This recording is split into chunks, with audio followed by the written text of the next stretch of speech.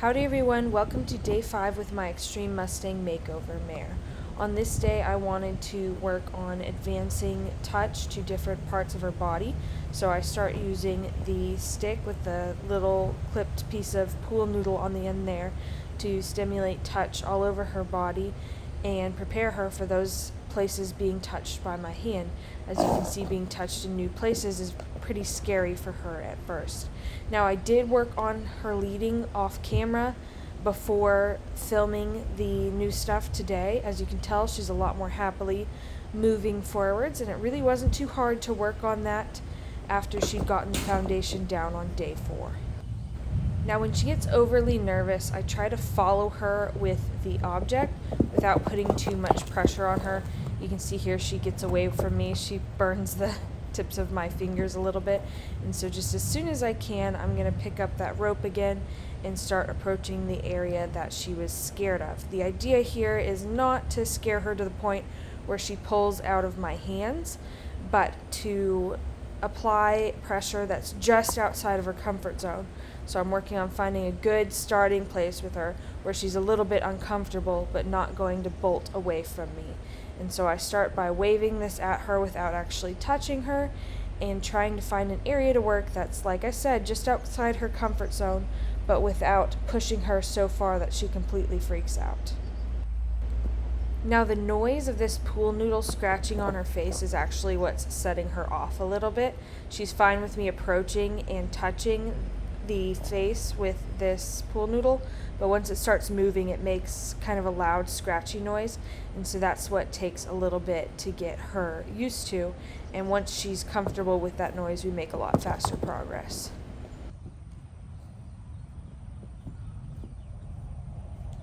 So this tiny touch right here is where I'm finally able to have it make a little bit of noise and not have her react. So I take it away for a split second as a reward, go back in, rub it a little bit more, and she's finally realized that that noise isn't causing her any harm.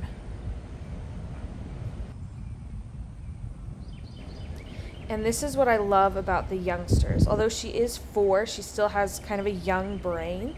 And although they sometimes really overreact to things in the beginning, once they figure out one time that something's not so bad, they really adapt to that quickly. So now I'm back to working on the sides of her face where she first spooked. I probably should have approached the front of her face first, but I didn't realize quite how dramatic she was going to be about the noise of that pool noodle moving. So I went back to a safer spot to work on it, and then got back to the spots that I originally had planned on working on.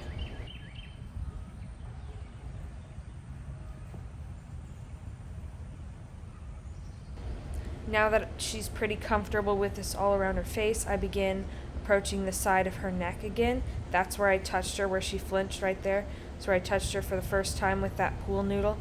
And I did it for just a split second just to see how she'd react, and then I go back in for some longer touches and then give her a reward and give her the chance to reset her feet a little bit. I like to reset the feet not only to practice the leading, but also to reset the brain a little bit, to make sure that she's standing still, not just because her feet have become glued to one spot, but because she's actually comfortable with what's going on. And now again, back to her little bit more evasive side. I'm approaching and doing brief touches at first, barely even giving her a second to think about it, just to see what her reaction is going to be. Sometimes it's better to get those brief touches in before you start working on prolonged contact, so that, like I said, they barely have any time to form an opinion about it, positive or negative. It just kind of happened, and they don't have a lot of time to think about it. Then when you go in for those prolonged contact moments, they're a lot more prepared and a lot less likely to act in a fearful way. Whenever I give her a reward or the removal of that stimulus, I also always go back to that spot in between her eyes, because that's kind of a safe spot for her, and going back to a safe spot is going to be a reward that she's done something right.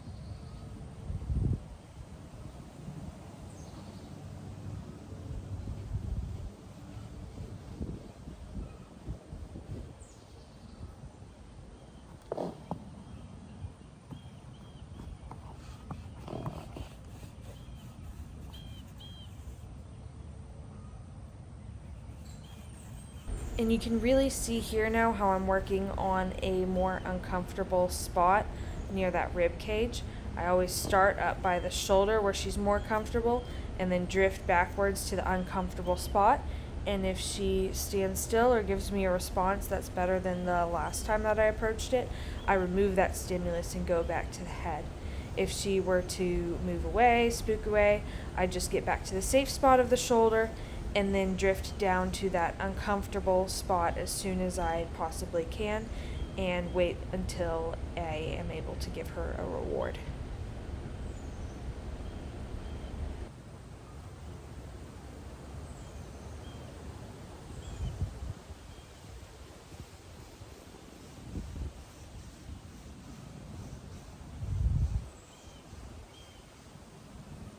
Here's another example of me approaching a new uncomfortable area in a second here. As I remove the pressure, I drift by the front of her leg almost on accident as she's getting the reward. And that's one way I like to approach a new area so that it's kind of paired with the reward of the removal of the stimulus. Like I said, it's so fast that she hardly even has time to think about it negatively. It's just something that kind of happened. And then from there I can work towards holding the pressure longer on that new uncomfortable area. And if she pulls away, I'll just go back to the closest safe spot, drift back down to the uncomfortable working spot, and wait and repeat that series of actions until she stands still and shows that she's starting to think about not pulling away from this stimulus.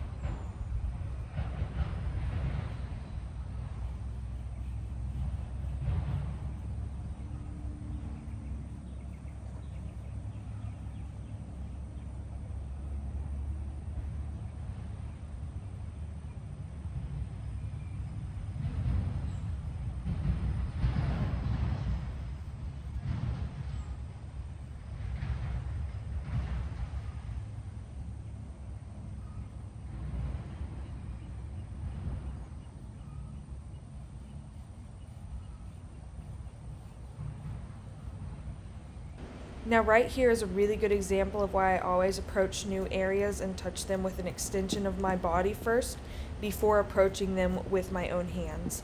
Now that wasn't a super huge kick reaction, but Mustangs oftentimes do have a defensive reaction to being touched in new areas, and I'd much rather be as far as possible away from their bubble while they're experiencing these new sensations. Because if a reaction like that does come up, while I probably would not have been in harm's way or gotten hurt, you can see that that reaction, while defensive, was still pretty pathetic.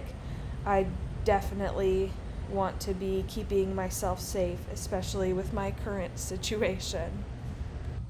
And the best thing to do when those defensive moments pop up is to get back to that spot as soon as possible and start establishing a better line of communication.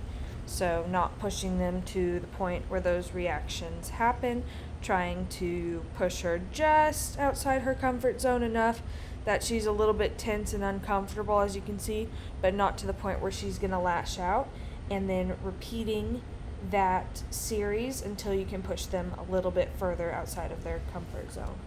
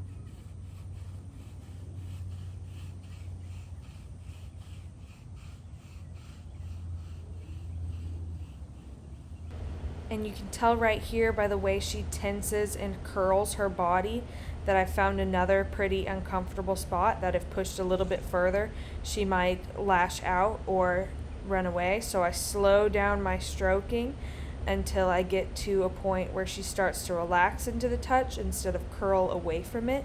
And then I give her the reward, and I repeat that process on her flanks until she's a lot more comfortable.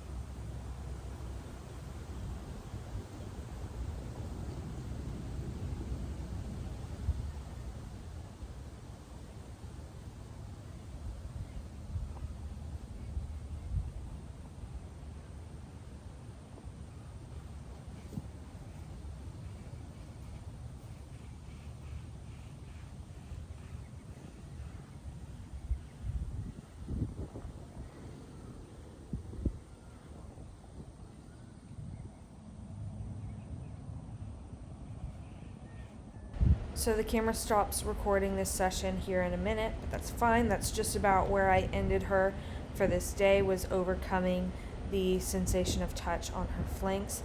And a little bit later in the day, I go back and work on desensitizing to the rope, which is kind of the same idea, being able to touch her all over with the rope as an extension of my body. And this is actually a lot more challenging for her and for most horses. For one, she really wants to block me. As you'll see, I have to use my hand again here to stop her from turning her face and blocking me from approaching that side of her body. And the other reason it's a little bit more challenging is there's a lot more energy being pushed at them when I fling the rope at her. She has to learn how to settle and not be uncomfortable, even though my arm is kind of moving at her swiftly. So while she's getting used to the feeling of a rope being all over, she's also getting used to the idea of me directing energy at her but not asking her to go anywhere. And she's got to be pretty confident and comfortable that standing still is the right answer, because I'm putting a little bit of pressure on her and also approaching new areas of her body, like the backs of those front legs and the underside of her belly.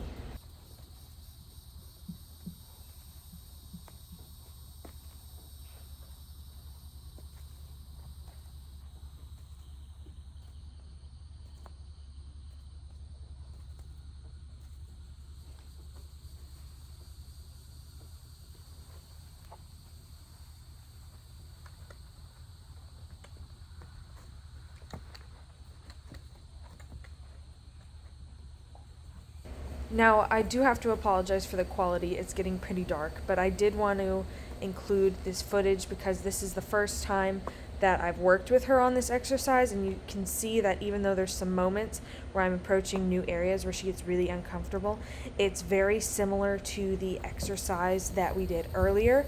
And even though, for example, flinging the rope at those front legs made her uncomfortable twice, I was able to keep touching that area, and she learns how to self-soothe and self-comfort very quickly, so that when I approach newer areas, the underside of the belly there, she hardly reacts at all the first time that I throw it over.